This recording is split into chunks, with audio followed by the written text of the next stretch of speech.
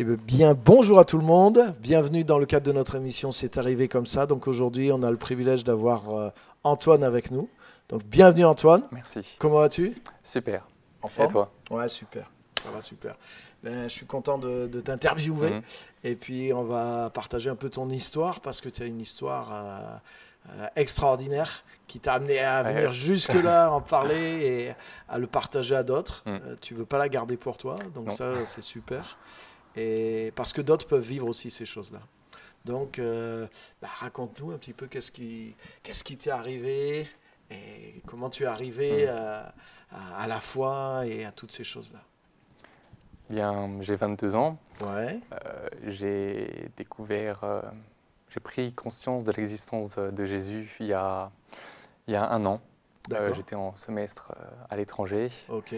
À l'époque, j'étais vraiment... En fait, ce qui m'a amené à le découvrir, c'est que j'étais à fond dans les théories du complot. En fait, c'est Satan qui m'a mené à lui, à apprendre l'existence de tout ce qui existait dans ce monde, certaines sphères, etc. Et du coup, je me suis dit, il y avait des gens qui vouaient un culte à Satan. Et, donc tu étais en recherche sur ces sujets-là, quoi. Oui, en fait, j'avais fait où, alors, dans quel pays? En Irlande. En Irlande. Et en fait, tout a débuté, j'ai fait des recherches dans le cadre d'un cours de neurosciences sur le contrôle mental. D'accord. Et tout a découlé de là, au final. Ok.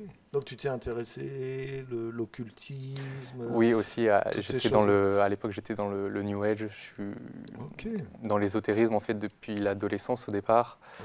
J'ai commencé à m'intéresser aux expériences de mort imminente. Enfin, voilà, à me poser des questions, du coup, pourquoi la vie, l'univers, etc. D'accord. Et après ces recherches, en fait, du coup, je suis tombé dans l'ésotérisme et je recherchais, en fait, implicitement, je recherchais vraiment les réalités spirituelles parce que pour moi, c'était évident que on n'était pas là juste pour vivre et mourir et que ça s'arrêtait là. Et donc, j'ai fait vraiment toute cette recherche, une quête spirituelle parce que j'avais eu beaucoup de blessures dans mon enfance et je cherchais à aller mieux, à comprendre pourquoi, enfin vraiment, tout ça. Et une recherche spirituelle aussi, quoi. Ce qui est compréhensible aussi. Donc ça a duré plusieurs années quand même. Parce que oui, vraiment depuis l'adolescence. 14-15 ans, ça a commencé. Et en fait, je croyais qu'à travers ces recherches, via le développement personnel, j'allais pouvoir guérir mes blessures, aller mieux, etc. Bon, au final, ce n'était pas vraiment le cas, parce que je croyais aller mieux, mais pour autant, à cet même âge-là, il y a eu les cigarettes au départ, à la fin du collège, puis après le cannabis. Et après, on a vite fait de s'engouffrer là-dedans, et ce qui, du coup, n'aide pas du tout, parce que c'est... Au contraire. Oui, au contraire, c'est un piège, parce que du coup, je cherchais à aller mieux, mais au final, je me détruisais via la drogue, via mes pensées aussi. Ça a fait beaucoup de dégâts sur les pensées, et je psychotais beaucoup. Vraiment, ça ne m'a pas du tout aidé. Et, ça rajoute plus la confusion mentale. C'est ça. Donc, au lieu d'avoir les solutions, tu t'es pas arrangé dans ton état psychologique ou vraiment, spirituel. J'étais concerné plutôt Donc, jusqu'à 21 ans. C'est ça, en gros? Oui, c'est ça. Oui, ok. Et comment tu es sorti de cette phase alors? Comment tu as trouvé la sortie du tunnel? En ayant pris conscience, qu'il y avait ces réalités-là qu'on vivait dans le monde de Satan. En fait, j'avais fait beaucoup de recherches aussi un peu sur le darknet. D'accord. Du coup, j'étais vraiment dans un esprit très, tout ça qui vit dans la peur. Mais en fait, en parallèle, sur ces mêmes pages, il y avait aussi des pages sur Jésus. Et je me suis dit, tiens, ok, Jésus. Et aussi, je suis retombé sur des vidéos des chrétiens du mouvement de The Last Reformation qui allaient prier, qui les guérisons, des miracles. Et j'avais même vu ces mêmes vidéos en fait 2 ans auparavant via une amie qui me les avait partagées, qui était un peu dans le New Age aussi, mais qui avait un passé de chrétienne et qui du coup était retournée à la foi, qui m'avait partagé ces vidéos. Mais sur le moment, mon cœur n'était pas du tout disposé à recevoir la parole, voir la puissance de Dieu agir. Et du coup, il y a 1 an, vraiment, quand je revoyais ces vidéos, ça m'a vraiment touché. J'ai vraiment vu la puissance de Dieu agir. Et donc là, tu t'es arrêté sur les sujets, les vidéos, les guérisons, de voir des chrétiens d'aujourd'hui vivre l'évangile.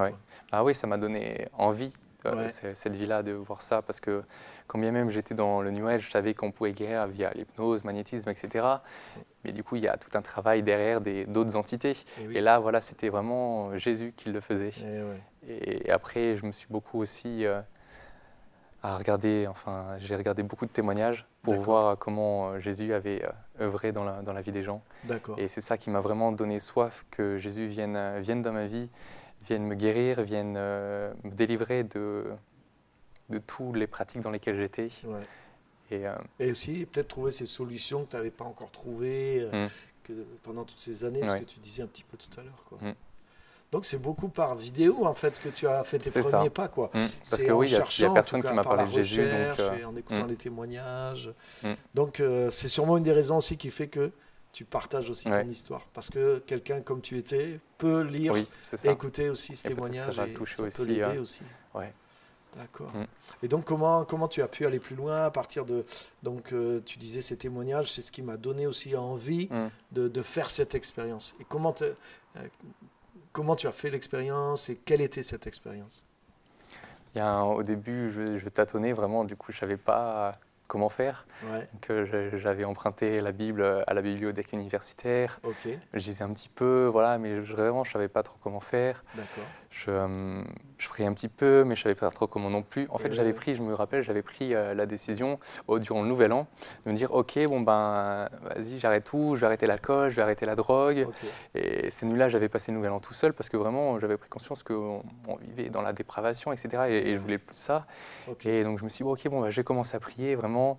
Et j'avais un petit carnet, j'avais donné des prières, le Notre Père et d'autres prières peut-être un peu plus catholiques aussi. Mais et voilà, je me dis, je vais même jeûner. Bon, ça tenait 2 jours parce que je n'étais pas du tout affermi. Mais, pas mal, quand même. Mais et bon, après, le parcours était plus compliqué parce que quand bien même tu avais la décision, voilà, l'ennemi était toujours là pour me faire chuter. Je suis quand même retombé dans la drogue, dans la chair aussi, parce que en fait, tu étais un peu tout seul avec quelques petits outils que tu maîtrisais pas beaucoup finalement aussi. Et j'avais du coup après pris la décision de contacter une sœur sur la carte de The Last Reformation pour pouvoir me faire baptiser. Parce qu'au bout d'un moment, je me dis, il faut que je me fasse baptiser. Pour moi, je voyais, c'était la seule solution pour que Jésus vraiment entre dans ma vie, œuvre en moi. D'accord. Et, donc par Internet, tu as rencontré un réseau de chrétiens. J'ai rencontré une sœur sur Angers, là où je faisais mes études après être revenu en France. D'accord. On s'était rencontrés, boire un café, parler de Jésus. Et je ne me suis pas fait baptiser tout de suite. Enfin, on avait prévu de le faire, mais ça ne s'est pas fait. Et il y a une anecdote justement qui m'a fait prendre conscience justement qu'il fallait ne plus vivre dans la chair en fait.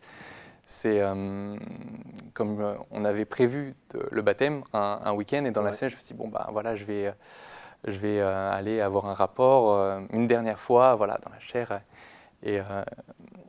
et suite à ça direct après je reçois un message ça va pas être possible pour ce week-end donc et direct j'ai pris une claque je me suis dit oui enfin voilà j'ai vu vraiment la main de Dieu me dire enfin tu peux pas donner ta vie à Jésus alors que tu vis quand même dans la chair qu'au final tu fais pas tout, enfin tu veux pas vraiment lui donner ta vie.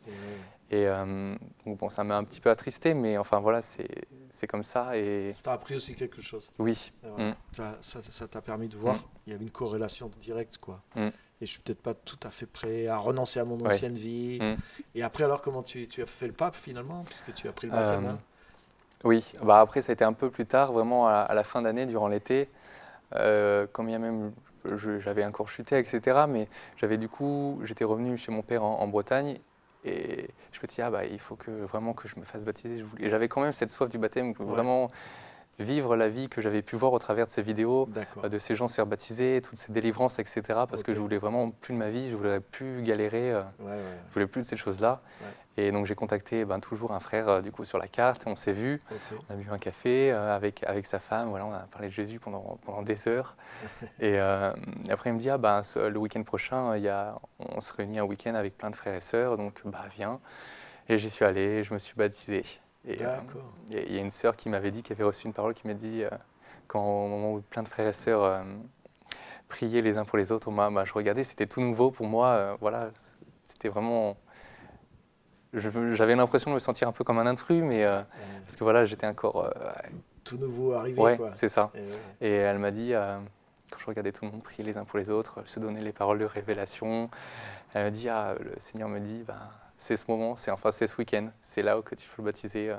Et ça m'a touché parce que je me suis dit, enfin, quand bien même c'était compliqué, quand bien même toutes les situations autour de toi te font croire que enfin, pas que c'est la misère, mais que tu galères, etc. Enfin, ça avance pas. Oui, il sera quand même là, il te tend toujours la main et ça sera le bon moment, c'est que ça sera le bon moment. Et ça, c'était quand alors? C'était cet été. D'accord. Et depuis alors, tu as vraiment vu un avant, un après?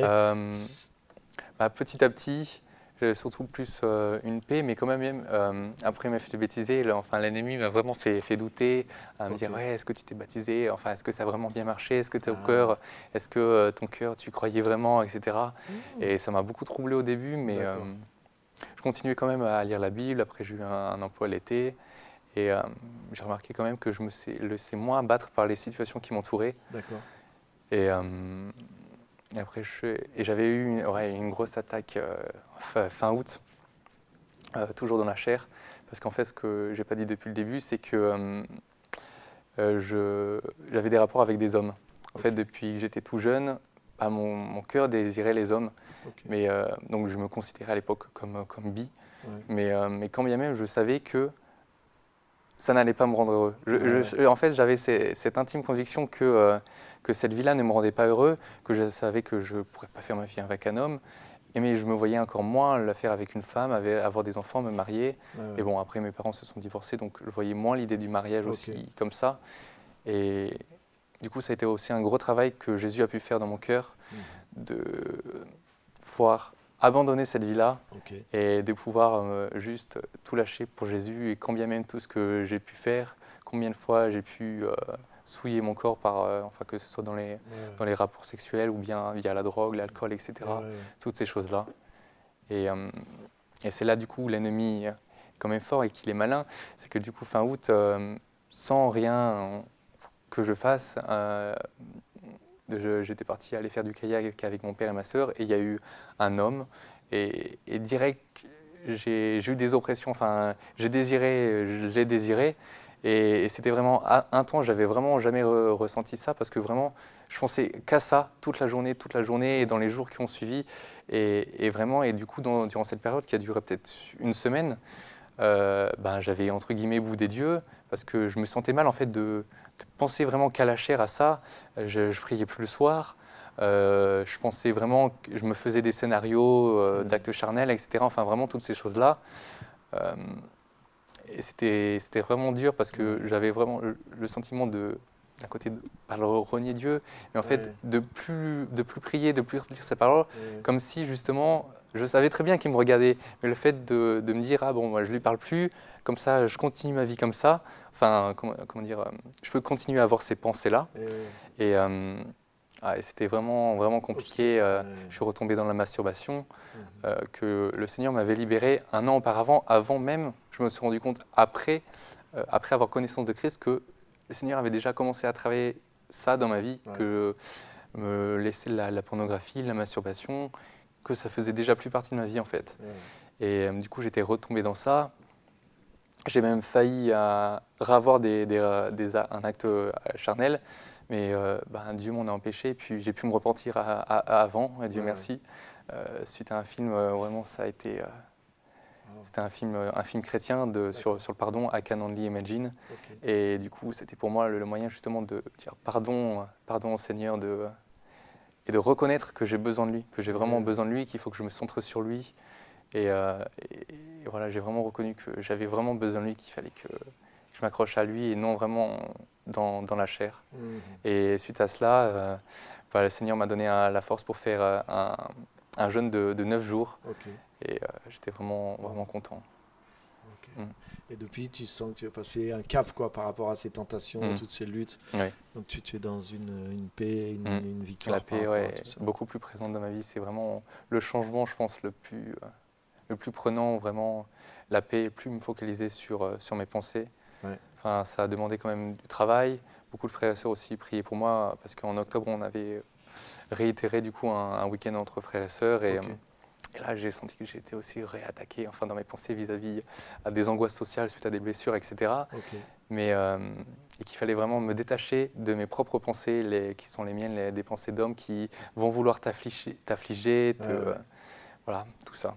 Okay. Et maintenant, ouais, c'est vraiment la paix, et quand bien même à l'église ici, maintenant que je suis là, partager des moments avec des frères et sœurs dans la louange, l'adoration, ressentir la présence de Dieu, c'est vraiment quelque chose vraiment énorme, meilleur que toutes les drogues. Vrai.